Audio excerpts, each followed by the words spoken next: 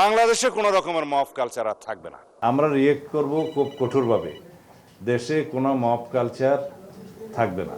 রাজনৈতিক সরকারের ক্ষমতায়ন, মন্ত্রীদের প্রতিশ্রুতি, আইনসভায় দাঁড়িয়ে শক্ত ঘোষণার পর জনমনে আশা জেগেছিল গত অন্তর্বর্তী সরকারের সময় ব্যাপকভাবে ছড়িয়ে পড়া মব সন্ত্রাস থেকে হয়তো মুক্তি মিলবে এবার। কিন্তু বাস্তবতা যে এখনো ভিন্ন, তার বড় উদাহরণ কুষ্টিয়ায় সংঘবদ্ধভাবে দরবার শরীফে হামলা চালিয়ে পীর হত্যা, শাহবাগে মারধর সহ সাম্প্রতিক কিছু ঘটনা।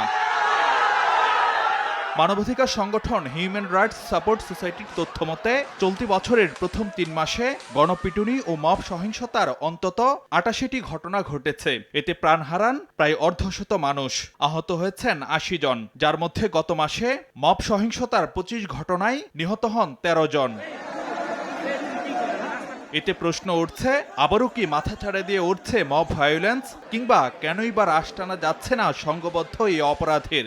সরকার কথা বললেও বাস্তবে এমন কোনো পদক্ষেপ গ্রহণ করে নাই যে পদক্ষেপের কারণে এটা একেবারেই বন্ধ হয়ে আসবে।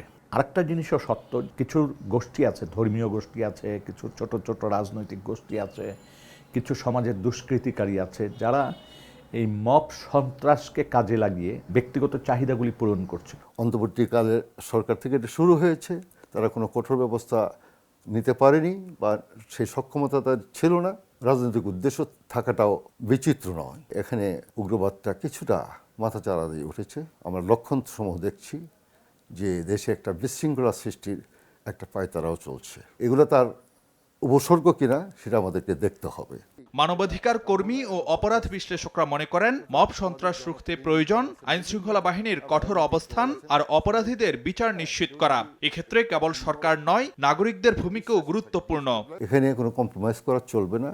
যে কোনো অ্যাডভান্স ইন্টেলিজেন্স সেটা একদম প্রত্যন্ত অঞ্চল থেকে শুরু করে শহর নগর সব জায়গায় এই ইনফরমেশনগুলো পেতে হবে। আইনশৃঙ্খলা বাহিনী যারা সদস্য আছে আর জনপ্রতিনিধি আছে বিভিন্ন পর্যায়ে, সকলকে কোঅপারেট করতে হবে। মব যে পর্যায়ে এসছে, এই পর্যায়ে মবকে নিয়ন্ত্রণ করতে হলে, নির্মূল করতে হলে সরকারের পাশাপাশি জনগণকেও যুক্ত হতে হবে। একটা গোষ্ঠী কায়েমি স্বার্থ রক্ষার জন্য তারা কি করছে, সাধারণ মানুষকে উস্কাই দিচ্ছে। ফলে এই জায়গায় সতর্ক না হলে সাধারণ মানুষগুলো ক্ষতিগ্রস্ত হবে।